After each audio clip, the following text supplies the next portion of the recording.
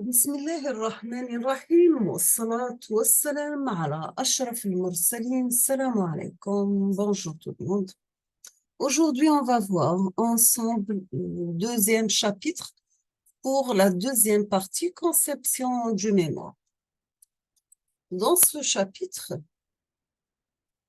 on va voir ensemble quelles sont les techniques et les normes de rédaction. On commence comme toujours par une introduction. Nous avons que la rédaction d'un mémoire est une étape très importante dans le travail.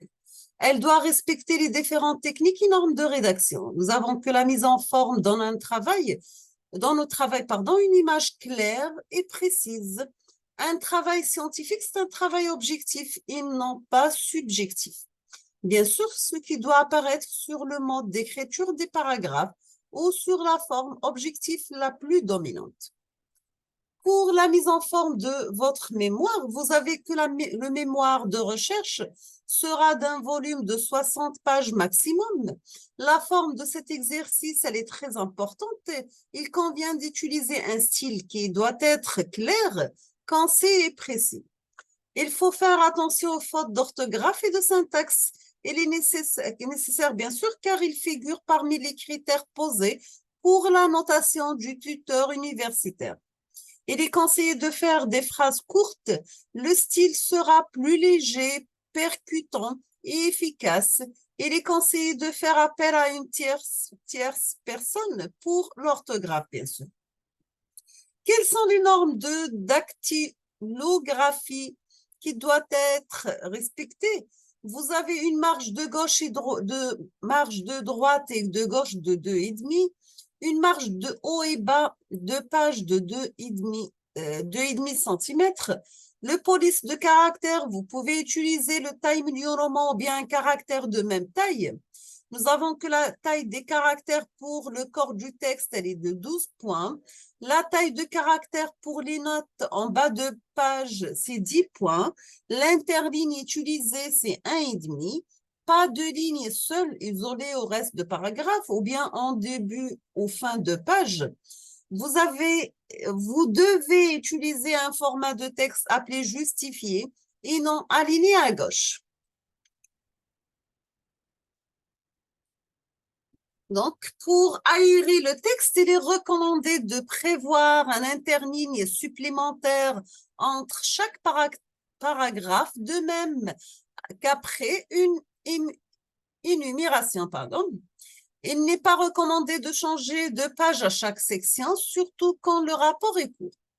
Vous avez pour les sections de rapport, pour un texte, vous utilisez un caractère Times de taille 12 points. Pour les tableaux Times 12 points gras. Pour les titres de section Arial 14 points gras. Pour les titres des sous-sections Arial 12 points gras. Nous avons que la police de caractère Times est choisie comme référence. On pourra cependant utiliser une autre police de caractère à condition que la taille des caractères soit sensiblement la même. Pour les grands tableaux, l'utilisation des caractères Times 11 points est acceptée. On passe à la présentation de mémoire et on va commencer par l'ordre de la présentation. Nous avons que les différentes parties du mémoire, doivent respecter l'ordre suivant. Vous avez une page de couverture, dédicace s'il y a lieu, remerciements s'il y a lieu, la table des matières, la liste des tableaux et figures avec indication de page, abréviation et termes à définir, une introduction, développement avec des méthodes, résultats, discussions, etc. Et vous terminez avec la conclusion, bien sûr. Après la conclusion, on trouve bibliographie, quels sont les ouvrages, les articles, les sites internet, les sources non vérifiées, la table des matières des annexes, résumés et mots-clés, en 3 langues, placés sur la page de reliure au dos du mémoire. Dans la page de couverture, il doit figurer le rectorat et établissement, la formation suivie, exemple master, recherche en économie d'affaires, le titre du mémoire, le nom, prénom de l'étudiant, le nom de l'encadreur pédagogique, l'année universitaire en cours.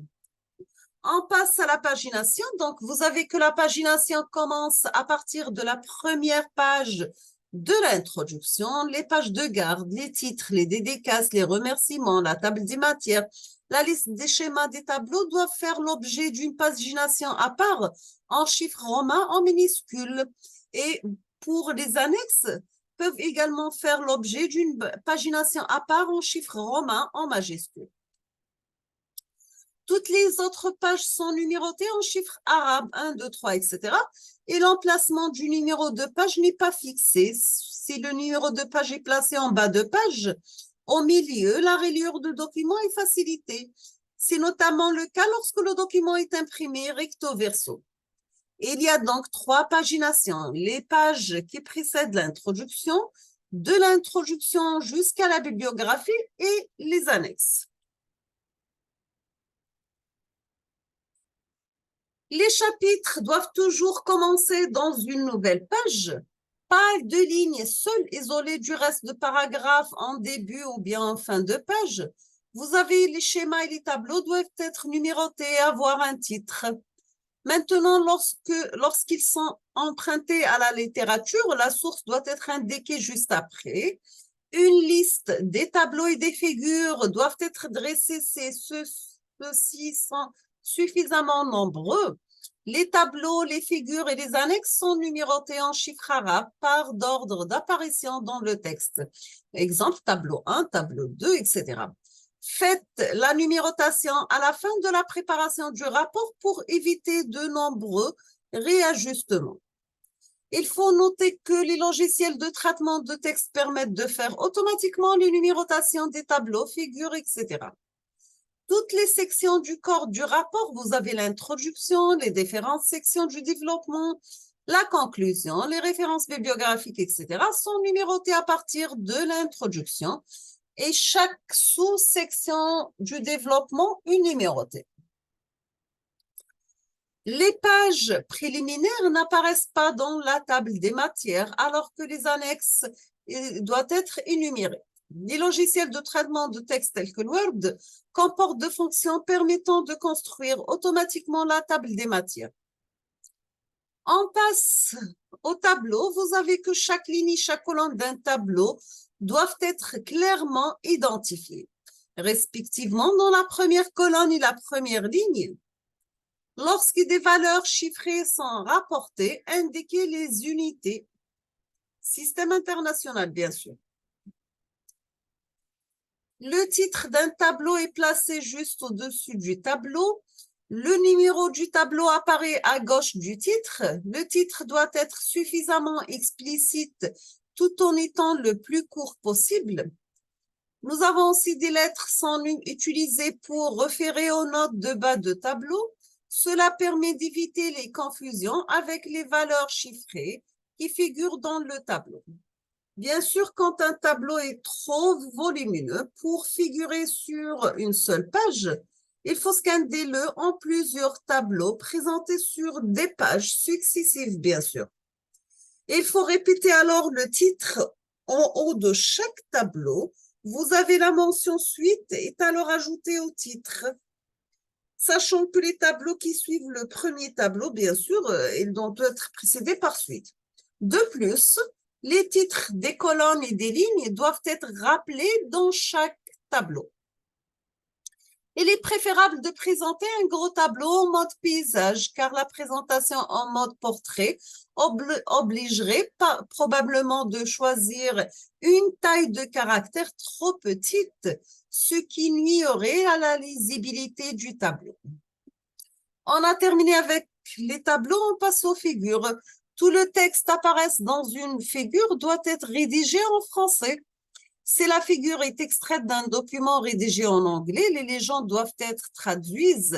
Cette consigne ne s'applique pas aux fiches techniques qui pourraient être annexées au rapport, bien sûr, et les figures doivent être facilement lisibles. Ne réutilisez jamais les figures à main levée. Évitez de les surcharger. On passe au titre de figure. Il est toujours placé sous la figure, bien démarqué par un interligne. et le numéro de la figure doit obligatoirement apparaître à gauche du titre. Comme pour un tableau, le titre doit être suffisamment explicite tout en étant le plus court possible. Maintenant, on passe à l'insertion des tableaux et des figures dans un texte. Sachant que les tableaux et les figures doivent être annoncés et présentés dans le texte qui les précède, ils n'ont aucune valeur explicative si le lecteur n'est pas avisé de leur fonction dans le rapport.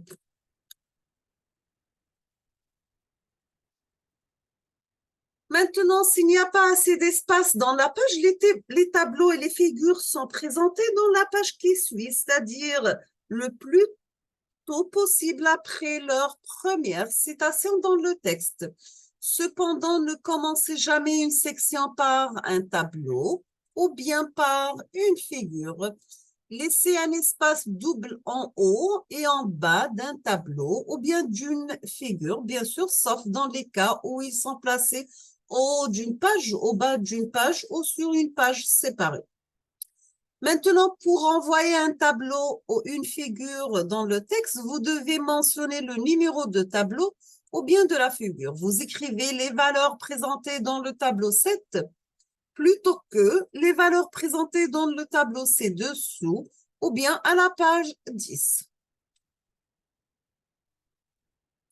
On passe maintenant à l'abréviation. Nous avons que les abréviations sont utilisées pour éviter de répéter les langues, expressions ou bien désignations. Une abréviation doit être définie dès sa première apparition dans le rapport. Par exemple, vous avez la collecte d'informations auprès du ministère de l'Enseignement supérieur et de la Recherche scientifique MERS a permis. Donc, le MERS s'occupe particulièrement et vous mettez de la définition entre crochets. Il n'est pas nécessaire d'insérer une liste des abréviations dans les pages préliminaires, à moins qu'il y ait eu un grand nombre. On passe maintenant à la mise en texte du mémoire. Nous avons que les enjeux du texte écrit sont de deux ordres. Vous avez la structure du texte d'une part, la construction des phrases et le choix des mots d'autre part. Le défi d'un rédacteur consiste à verser l'information dans ce moule de manière telle que le lecteur ne perd jamais de vue l'organisation générale de contenu pensé à communiquer. Donc, vous passez la structure globale du texte à la division en plusieurs paragraphes. L'autre défi consiste à découper l'information en unités plus petites et les phrases à employer les mots qui conviennent pour décrire la réalité représentée. C'est là aussi qu'on remarque les différences sur le plan de style. Vous avez la construction de phrases. On va s'arrêter ici aujourd'hui. On termine la suite dans la prochaine vidéo, Inch'Allah. Donc, pour que la vidéo me dise tout, donc je vais diviser ce chapitre en 2 vidéos. Merci beaucoup et à la prochaine vidéo, Inch'Allah.